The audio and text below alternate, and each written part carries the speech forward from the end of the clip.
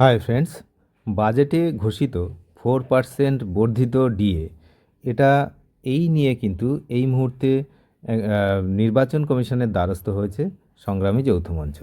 এটা একটি বিতর্কিত বিষয় হয়ে গেছে, কারণ যেহেতু বাজেটে ঘোষণা হওয়ার পরেও রাজ্য সরকার এই নিয়ে কোনো এখনও বিজ্ঞপ্তি জারি করেনি এবং এপ্রিল মাসের 1 তারিখ থেকে পাওয়ার কথা থাকলেও এপ্রিল মাস শেষের পথে এখনও কোনো বিজ্ঞপ্তি প্রকাশিত হয়নি, আবার নির্বাচন চলছে।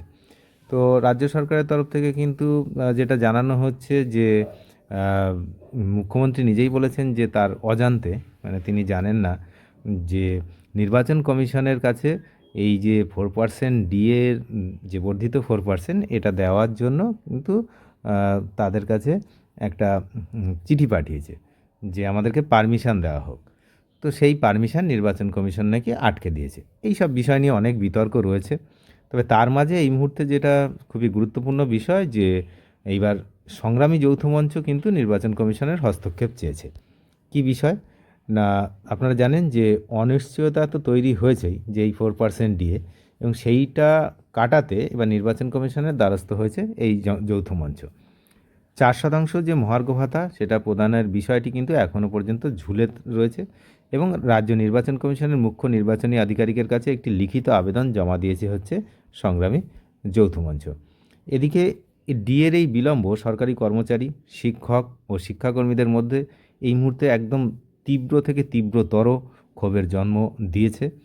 সংগঠনের অভিযোগ, রাজ্য সরকার ও মুখ্যমন্ত্রী বিভিন্ন জনসভা এবং সাংবাদিক বৈঠকে দাবি কিন্তু করেই চলেছেন প্রত্যেক দিন প্রায়, যে নির্বাচন কমিশনের অনুমতি না মেলায় তারা এই ভাতা দিতে পারছেন না।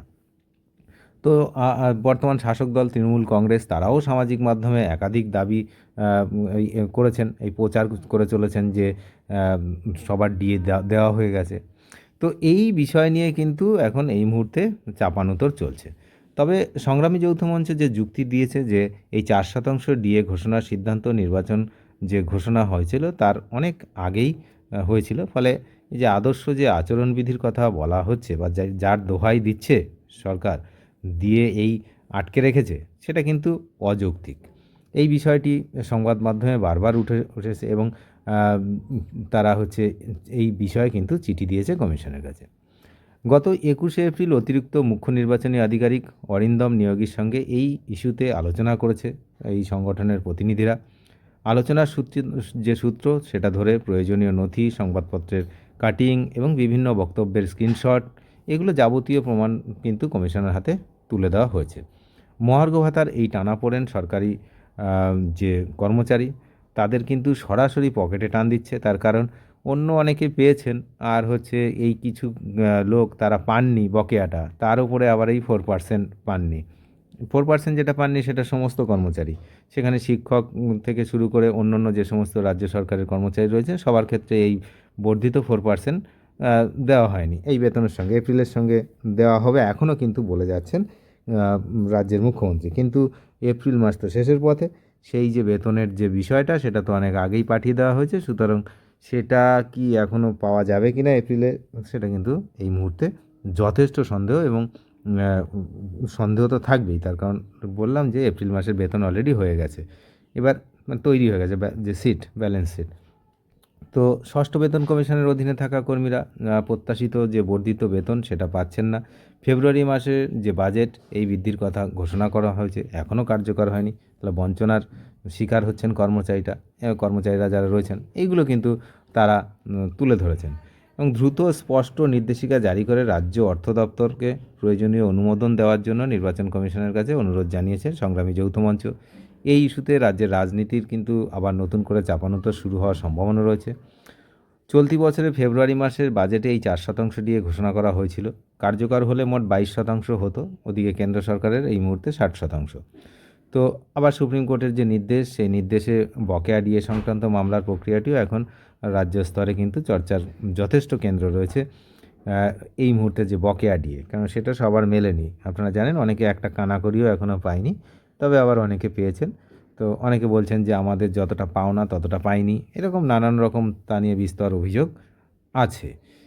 কিন্তু 4% দিয়ে যেটা বর্ধিত করার কথা বলা হয়েছিল সেটা না বাড়ানোয় ক্ষোভ তীব্র থেকে তীব্রতর হয়েছে এবং শিক্ষক সমাজ যারা রয়েছেন, তাছাড়া অন্যান্য গ্র্যান্ট ইন এইড, তারা তো বকেয়ার টাকাও পায়নি, বকেয়া যে ডিএ।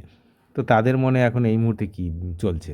এবং সবচেয়ে বড় ব্যাপার, যারা পেনশনার, এই এই যে এই ডিপার্টমেন্টের যারা পেনশনার ছিলেন, যারা অনেক সিনিয়র ক্যান্ডিডেট, আমাদের সিনিয়র যারা সিটিজেন, তো তারা তাদের পেনশনের একটা পয়সাও এখনও পায়নি বকেয়া ডিআর। তো বেশ কিছু যারা হচ্ছে বললাম গ্র্যান্ট ইন এইড, যে সমস্ত সংস্থার কর্মচারীরা যারা ছিলেন, তাদের তো এক টাকাও মেলেনি। এবার সবচেয়ে ক্ষতিগ্রস্ত এই মুহূর্তে যারা হচ্ছে সিনিয়র সিটিজেন। ওষুধের দাম তো আর কমছে না, সেটা তো দিন দিন বাড়ছে। যদিও কিছুদিন আগে ট্যাক্সে কিছু কিছু ওষুধের ছাড় দেওয়া হয়েছে, কিন্তু সে 100 টাকা বাড়িয়ে 10 টাকা ছাড় দিলে আর কী যায় আসে? তো এরকমই একটি বিষয় হয়ে দাঁড়িয়েছে। তো সেই জন্য সবথেকে ক্ষতিগ্রস্ত এই মুহূর্তে যারা সিনিয়র সিটিজেন, যারা এখনও বকেয়া টাকার এক পয়সা তো পায়নি, আবার এই যে 4% এর কথা তো ছেড়েই দিন। অনেক ধন্যবাদ শেষ পর্যন্ত দেখার জন্য। এখন সংগ্রামী যৌথ মঞ্চের এই আবেদন নির্বাচন কমিশন রাখে কি না সেদিকে আমরা নজর রাখছি, আপনারা নজর রাখুন। চ্যানেলে যারা নতুন, তারা নিয়মিত আপডেট পেতে অবশ্যই চ্যানেলটিকে সাবস্ক্রাইব করে সঙ্গে থাকবেন। ধন্যবাদ।